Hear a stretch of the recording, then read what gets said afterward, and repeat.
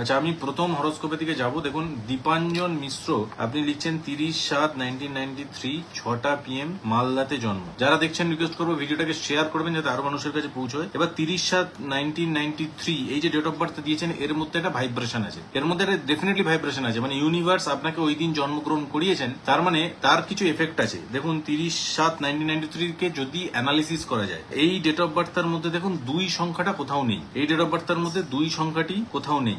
এই date of বার্থের মধ্যে 4 সংখ্যাটা কোথাও নেই। এই ডেট অফ বার্থের মধ্যে 8 কোথাও নেই। তার মানে 2, 4, 8 তিনটে মিসিং, বাকি সমস্ত সংখ্যা আছে। তো 2 সংখ্যাটাকে বলা হয় বিবাহিত জীবনে সুখী থাকার সংখ্যা। ম্যারাইটাল হ্যাপিনেসের সংখ্যা হচ্ছে 2। যখন কারো ডেট অফ বার্থে 2 সংখ্যা না থাকে, তার মানে নয় তার বিয়ে হতে চাইছে না বা বিবাহিত জীবনে প্রবলেম চলছে। মানে এটা একটা প্রাথমিক ইন্ডিকেশন। ছকে গেলে আরো ডিটেলসে বলা যাবে। 32 বছর বয়স, 32-33। তো ডেট অফ বার্থে 2 নেই, মানে নয় বিয়ে হতে চাইছে না, নয় বিয়ে হওয়ার পর বিবাহিত জীবনে প্রবলেম আসে।